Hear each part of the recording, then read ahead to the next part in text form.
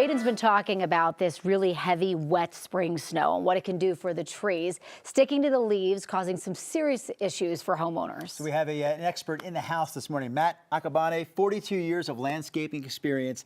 The first question we wanted to ask this morning, does a springtime storm like this, I mean, this is a winter storm that we're having in the early part of May, does a winter storm at this time of the year basically hit different than it would in the middle of winter? Yes, it definitely does. And thank you for having me back again. The reason why it hits differently because we have all the trees and the shrubs have all the new growth on them. Right. And then with this wet, heavy snow, it's going to freeze the new foliage and cause some major issues for the trees, perennials, shrubs, and people, if you planted your annuals too early, that would happen too. But I wouldn't say it was too early, right? I mean, this is just a poorly timed storm. Yes. Well, I mean, they usually say here, do not put anything in the ground until Mother's Day. It's hard to do that, especially this year, right? Because it's been so warm. We're like, oh, we're probably safe. Not so much. So what is the best way to deal with this spring storm?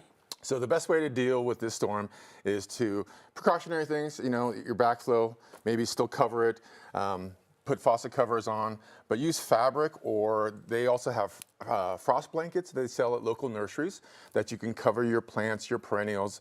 Obviously, it's going to be hard to cover a tree. Junipers, a lot of upright evergreens.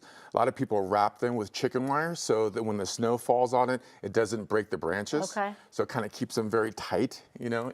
And then also after it finishes snowing, if you can get a broom or maybe a blower and kind of get the snow off the plants, right, that would really help. Okay. And even something like this that looks as thin as it is can make a huge difference. Yes, because that's going to help keep the snow off of it.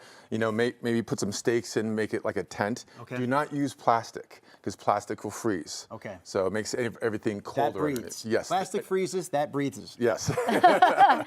Yeah, people have talked about, like you don't want to put a tarp really on it, but Correct. They say like an old bed sheet would work, Yes, right? bed sheet would work too. Okay. But make sure that once all the heavy snow's on there, it just doesn't stay on there. So during the daytime or as soon as it finishes, take it off. Yeah, because it would crush it. Get the weight off of it. I think trees are always the biggest concern because obviously, you get a branch that's weighed down and snaps, it can cause a lot of damage. But people out there are still wondering about their flower beds. Any advice on protecting flower beds this time of the year, besides some of the things you've already mentioned? Oh, gosh. It'd be tough. Cross your fingers. Yes, cross your fingers, just get the snow off of it as fast as you can. Okay. Cover it. If you've planted perennials or annuals or even your vegetable garden kind of early, just I didn't do cover that it. one. Don't look at me. I didn't do the veggies yet. No. You're going to do the annuals though. Yeah. Can you put a bucket over some Buckets of it? do Would that work, yes. Okay. Buckets with holes because you want the air circulation. Okay. So any kind of containers would work, as long as they have holes. Cover the plants, around the yard, and then obviously after it snows, take them off. Yeah. So I know, Matt, you become a popular man this week. A lot of people wanting your advice. We appreciate you getting up early and joining us here in the studio to share some of that with us. thank you very much. Appreciate it.